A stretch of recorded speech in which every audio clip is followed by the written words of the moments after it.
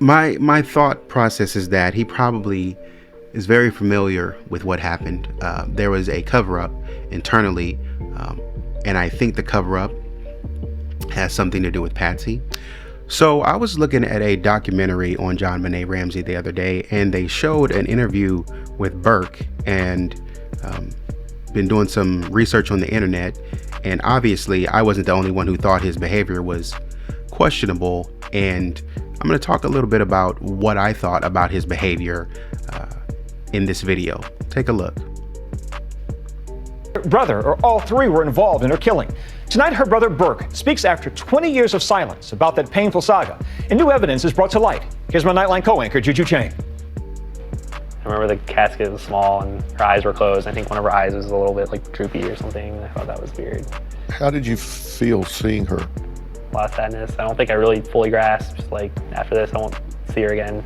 Burke Ramsey, now 29, breaking a 20-year silence, coming out of the shadows to speak publicly for the first time about his sister JonBenét's murder in an interview with Dr. Phil. The next thing I remember, my dad came and told me JonBenét's in heaven now, and he started crying.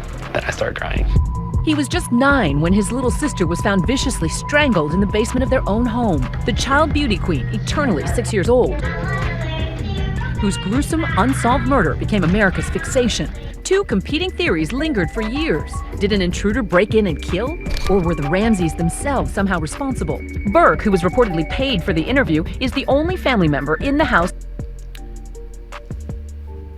Before I get to his interview behavior and subsequent behavior,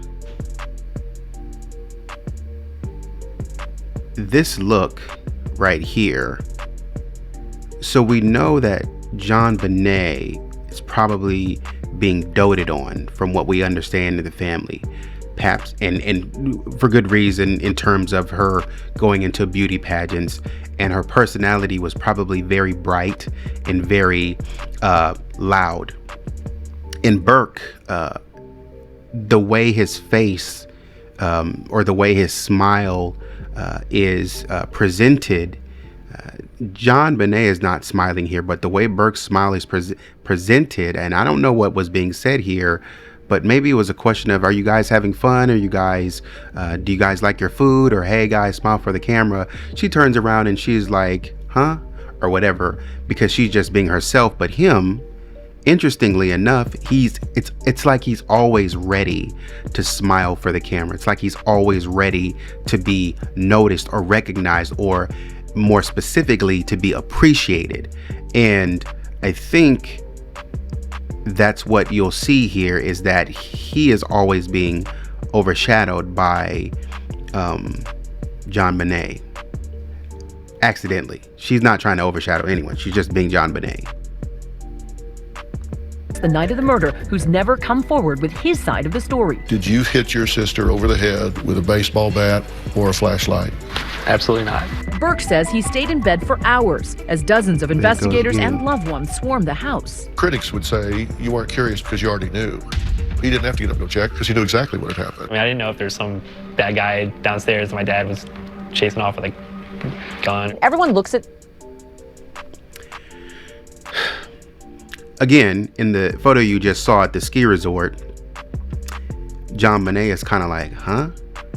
But he's like smiling big. Every opportunity that there is to have a photo op, he is smiling huge. But even more so, what you'll notice in the interview, for him, he doesn't make consistent eye contact with Dr. Phil.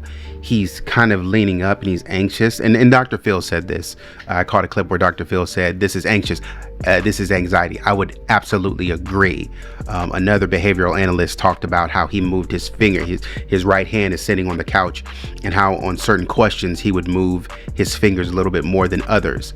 And my assessment is maybe not that Burke did it, but Burke knows more than he's letting on, and I think that there was a protection. I think Patsy actually has a significant, or she had a significant amount of knowledge about what really happened, and she orchestrated a lot, and I think he knows that. And you can see in his facial expressions, to me, that reads that I know a little bit more than I'm letting on. but I'm not going to say too much. I can't say too much. I've been coached not to say too much by my parents, by my attorneys, and we've kept the story straight. You got to remember, John, her dad, is a businessman. He was a president and CEO of his company, Access Group, at the time, and so he's very well adept at speaking to stakeholders. So he's very well aware of how to frame words and how we're going to craft a story to sell the company, to bring in more money. And so he's kind of doing the same thing with this story about his daughter. The interview of Burke and thinks, why is this young man smiling? I don't see a smile as much as I see an uncomfortable facial expression. Correct. But I don't see that as smile, happy smile. I see that as uncomfortable guy. Correct. ABC's chief legal analyst Dan Abrams spent years covering the saga. Burke Ramsey's been one of the most sought after interviews by every news and tabloid organization out there. Because back at the time, people were saying, oh, maybe Burke did it, or what does Burke know? At the time, the incessant media attention smothered the family under a cloud of suspicion. Then 9-year-old Burke was not immune. Years later, John Ramsey, JonBenét and Burke's father, told me that they were simply trying to protect their 9-year-old from the media onslaught. There was one day when he and Patsy managed to escape the paparazzi, and they made it to a grocery store, and there was a headline that Burke... brother did it. And he burst into tears. Yeah. Well, Look at his face. Just as an executive is, he's ready to answer and clear up any questions or misunderstandings that you have. Absolutely, I welcome it. I welcome any questions, because he's already crafted the narrative. He's been doing this, for 20 years at this point. So he's well aware of how to, do the story or spin the story, be consistent and hold in his convictions. And his face and his energy doesn't give me that he had anything to do with it. I could be wrong. That's not the energy, because he's so light when he speaks about it. He's like, oh no, I didn't do it. And you're going to see later on when he answers, yeah, I didn't do it, because I don't have anything to worry about. But you'll see later on in Patsy's facial expressions. what's his reaction? Well, Burke's a very quiet, private person. We tried very hard to keep Burke's life normal, and that just was like a huge interruption to that. The mystery began the morning after Christmas 20 years ago with a horrifying ransom note left in the Ramsey home, demanding $118,000 in exchange for the safe return of their little girl. What's going on there, ma'am? We have a kidnapping. Hurry, please explain to me what's going on, okay? There's a note left in our daughter's gone.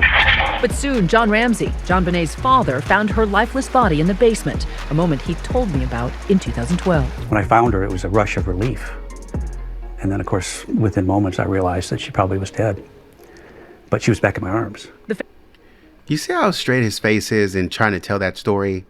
That doesn't make sense, though. Because as I understand it, when they found her, she was under a sheet. What? You would know that something immediately when you see her.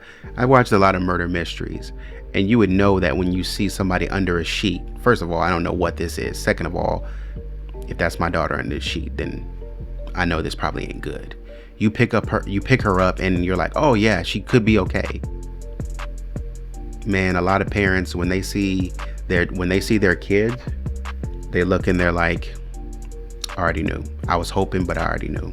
They already knew. So him saying that is, it's crafting the story. It's crafting the narrative. It's painting a beautiful picture as a caring parent. And I'm not saying he didn't care about his daughter, but for media purposes, remember, this is not necessarily reflective of how he feels. He probably really privately felt, oh, this is terrible. I already know this is bad.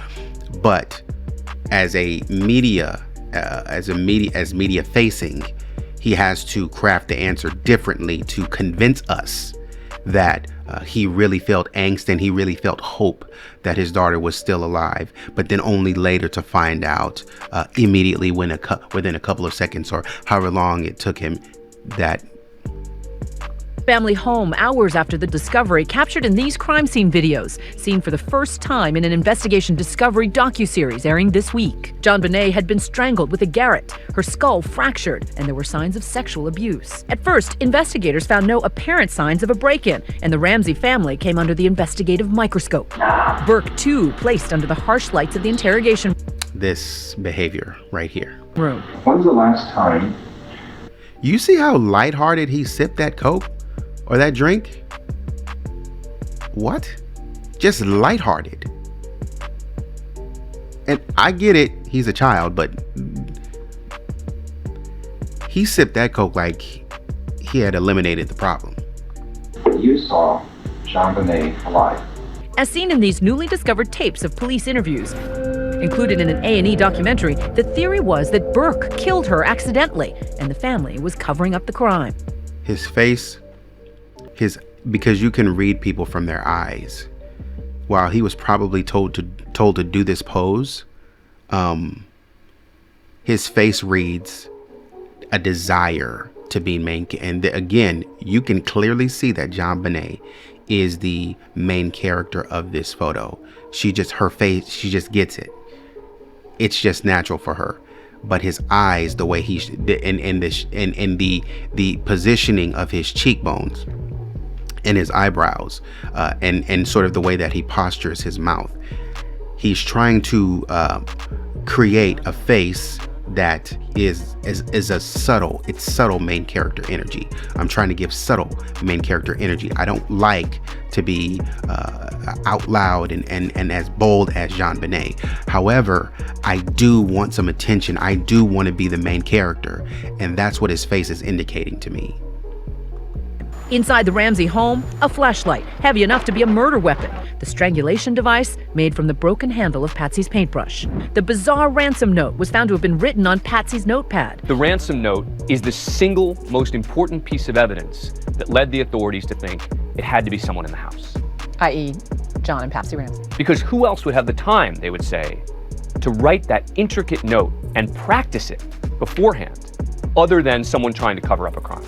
The police play hardball, bluffing about the evidence they have. We have trace evidence that appears to link you to the death of JonBenét. What would you tell me?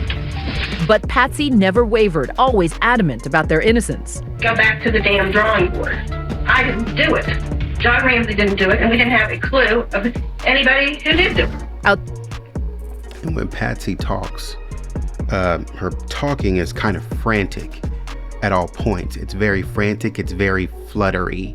Her voice kind of flutters a lot. There's an underlying flutter of her voice that signals to me uncertainty on if you believe me or not. I'm trying to convince you to believe me, but I have to present, and I am trying to. I know that there is, and it's like you speak. If you ever caught yourself speaking, you're saying what you're going to say, but you're thinking in the back of your mind, what else am I gonna say? Or I was thinking about. That's kind of how she speaks.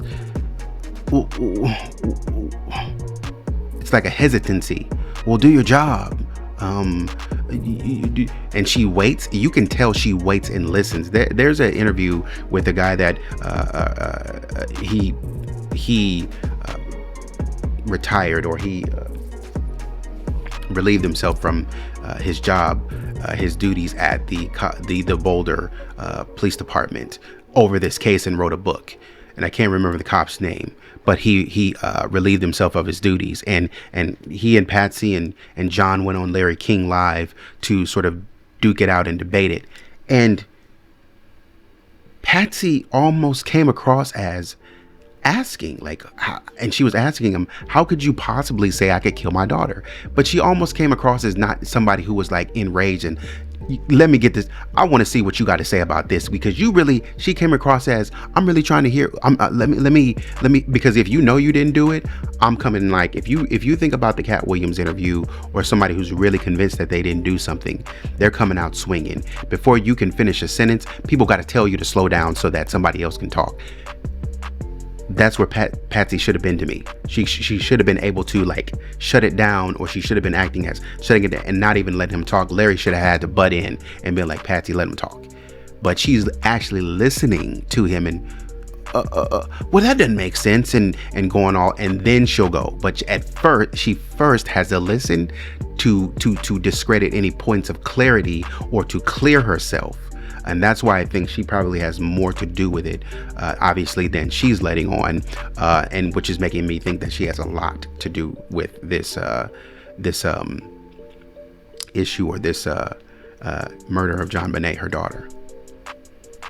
Inside the Ramseys, because she talks as she's talking while thinking through something. Home, a constant crush of cameras. But she has to put on a face of certainty. Looking back on it, it looks like madness. But at the time, we were so crushed by the loss of our child that it didn't matter. John and Patsy Ramsey were never charged with the crime, but were nonetheless skewered in the court of public opinion. This is the first time that you've sat for an extended. You saw what she did with her hand. She was just like, I'm bracing for what you're about to ask me. You know, they're always on edge about what somebody's about to say to them, right? I'm not really sure. If you're certain, I'm coming in here to try to figure out what happened to my daughter. I'm coming in here and I know I have the points of argument. Like I was saying, I have the points of argument, what I want to say, what I want to do. It's a wait to see what you're going to say, and then I'll respond. Interviewing. They eventually tried to set the record straight with Barbara Walters. Mr. Ramsey, did you kill JonBenét? No, I did not. Immediately, no. Almost before she even finished. Mrs. Ramsey, did you kill your daughter? No, I did not kill my daughter. No, I did not. And it's almost trying to convince you, like, how dare you ask me that? That doesn't make sense. Don't ask me something silly like that. But her face is uncertain. Do you believe me? Do you believe I didn't kill my daughter? And her voice, her tone here it's passive aggressive, but it's like very passive as in, I got to manage my emotions in front of you. I got to make sure that I'm coming off and managing personality, managing the media here, right? But if not the Ramseys, then who did it? JonBenét was a come true. Lou Smith, the late detective who was brought in by the Boulder District Attorney's Office to conduct an independent investigation, believed a sexual predator killed JonBenét. I believe he brought her down to the farthest, deepest part of that basement and did very brutal things to her. Smith uncovered evidence that had reportedly been overlooked by the Boulder police. A broken window where the killer could have entered. A footprint. Marks on JonBenét indicative of a stun gun. That was a little parade in Charlevoix. When I spoke to John Ramsey in 2012, he had a lingering sense of regret. Child beauty pageants made him uncomfortable, and he told me if he had another chance, he wouldn't let JonBenét compete publicly. Were you naive about letting her compete in pageants? Yeah, probably. Yeah. But your lesson was, what if we inadvertently exposed her to the killer? You see him shaking his head like he's ready to answer the question. He's not listening. I'm almost just waiting till you get done to where I can jump forward, because I know I got to answer for everything. I'm ready. I'm pretty sure, I'm pretty certain. Patsy doesn't do that. She has to wait. Obviously, you don't want to keep him locked in the house, but it's just an awareness. Not everyone around you is a nice, good person. A re-examination of the DNA evidence using new technology found an unidentified male's DNA on JonBenét's underpants, essentially clearing the Ramsey family. This is the only case where I think I have fundamentally turned as much as I have, thinking probably to no way over the course of an intense investigation. The new district attorney, Mary Lacey, took the extraordinary step of formally exonerating the Ramseys. But vindication didn't come soon enough for the Ramseys. Patsy died from ovarian cancer in 2006. Today, John is remarried and lives a quiet life in Michigan. I struggled a lot with forgiveness and what that meant. The first phase was, I can't forgive this creature. Let me get my hands on him. We won't need a trial. Well, no one would blame you for being angry and bitter. And I was for a time, absolutely. But you can't stay there. And because it's damaging to you as a person. It's a gift you give yourself to let it go. As for Burke, he's now a software engineer and once again, back in the headlines. And you know what interests me about him saying that the way he did, making that statement the way he did, you got to let it go and then you got to move forward. It's almost like a readiness to move forward. If somebody commits murder against your family member or something like that, you speak about it differently, I would think, right? Because it's like you're off-putting it to somebody else. Like, you think about the hurt and the pain that you feel from this person coming into your space and doing this, and this horrible person and coming and doing this to your family, and you blame God, and you're so angry about this thing that God let happen, right? They don't often externalize what they're talking about in reference to this. When they don't even say that it could be a person, they say it's a bad guy. And they don't go into depth on externalization. They don't even think to be mad at somebody on the outside, to say, you know, these people, there's nasty people in this world, and these nasty people, they are, you know, they came and they did this, and you know, you can't trust people, and people are just terrible. They don't do that.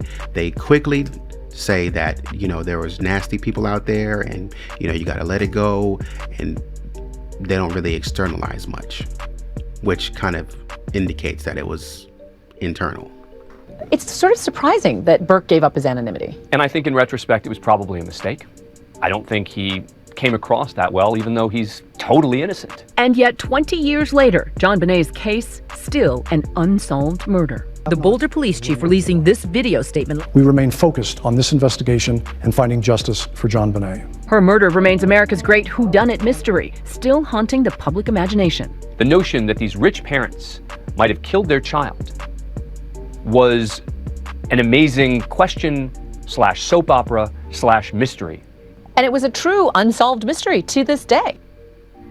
Now, this is the thing. Defense attorneys would have a heyday with it at trial.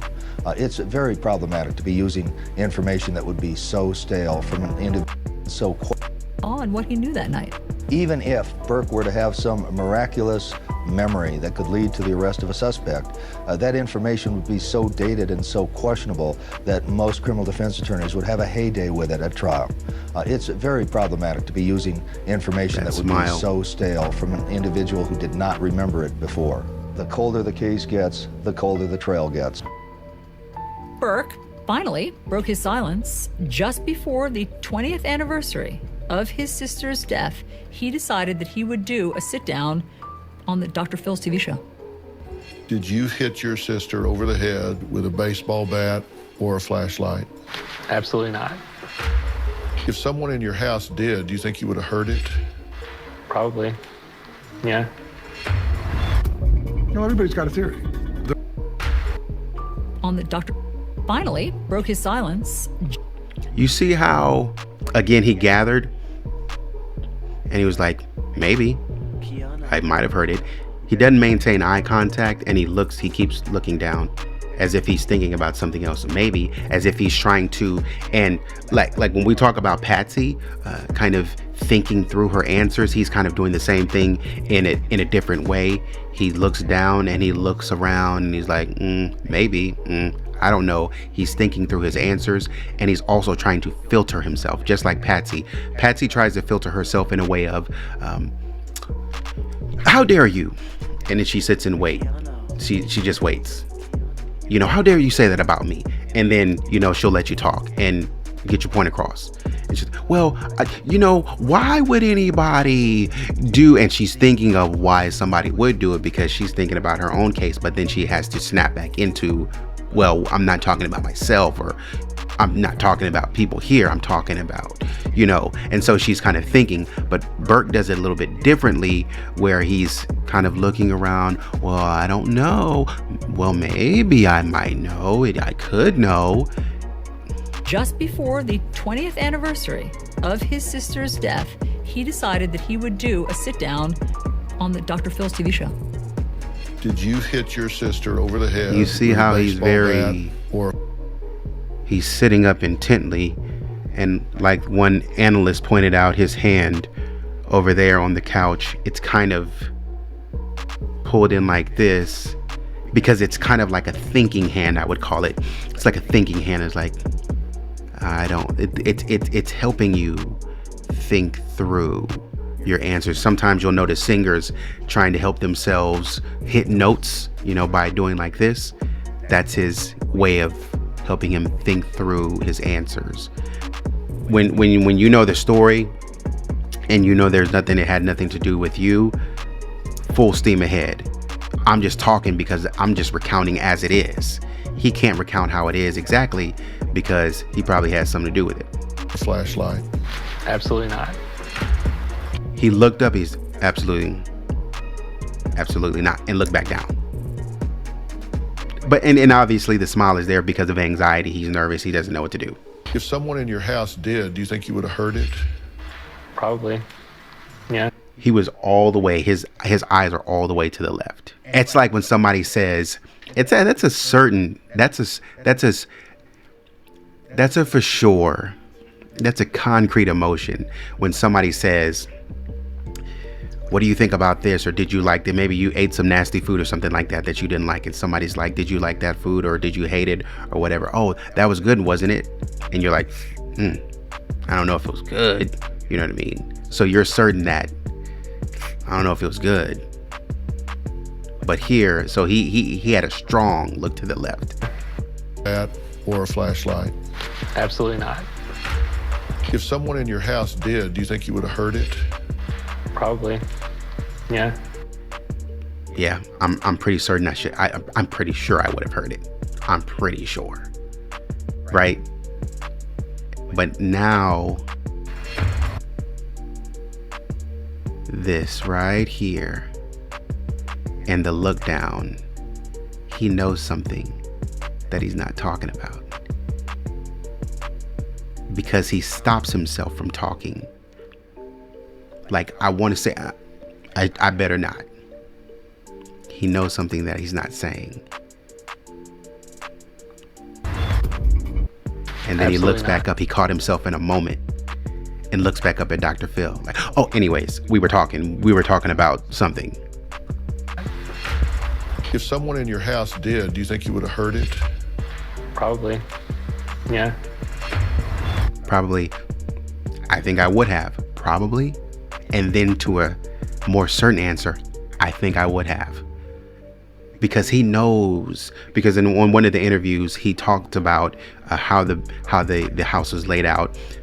My room is over here. You go through the playroom, or JonBenet's room is here. You go through the playroom, and then you'll have JonBenét, and then you'll have my room over here. And so with that sort of playroom being in between, he's almost certain here through his emotions and his facial expressions that he would have heard something going on to JonBenét, and maybe not in her room, but maybe he has access to understanding or hearing down to the basement. Maybe something happened to JonBenét in the basement. Maybe something happened to her upstairs. Wherever it happened to her, it sounds like he heard something but didn't move. It sounds like he heard something but didn't know, or maybe he was there when it happened. So I'm not necessarily going to tell you where it happened, but I'm telling you that I did hear something. I can't disclose how I heard it, where I heard it. I could have been there. I could have been upstairs in the room. I could have caused it, but I know I heard something and I'm certain of it. Absolutely not. If someone in your house did, do you think you would have heard it? Probably. Yeah. Facial expression gave me away. So my thought process is that he probably is very familiar with what happened. There was a cover-up internally, and I think the cover-up has something to do with Patsy. Patsy died of ovarian cancer, and when you study a little bit, and I'd have to look at ovarian cancer, but if you study a little bit more, and we know that things like post-traumatic stress disorder can have a link to ovarian cancer, more specifically things like shocking events, scary events, or dangerous events can be linked to ovarian cancer. When you're stressed about something or in distress about something, can definitely have that relationship to ovarian cancer. Patsy died probably 10 years after JonBenét was killed or murdered. And so that toll on her for 10 years, because she died at 49, relatively young, because of ovarian cancer, could have something to do with mental stress, all those years of not only stressing about having a child lost, but in the way in which the child was lost. And then why is Ramsey, or Burke Ramsey, coming forward at this time? He came forward in 2016 to talk after having anonymity for it. So why is he coming forward now? So 10 years after his mother dies, he decides to come forward and talk about it. So that could be an interesting timeline as to why he decides to talk about it now. It's very interesting because maybe he's had years now, 10 years after his mom passes, to think about it, digest it, deal with the trauma of it, and now come talk about it and try to clear his name, maybe clear up the story, and maybe he knows better than mom to try to, you know, create his own narrative to let people know that, hey, I'm a real person, and, you know, I want to clear my name as well. So it's an interesting story, and that's my take on sort of his facial expressions and what I think. I think he knows more than he's letting on, clearly. Maybe not necessarily that he's done something, but I think he's very familiar with who may have done it. So what do you think? Let me know in the comments, and until next time, we'll see you.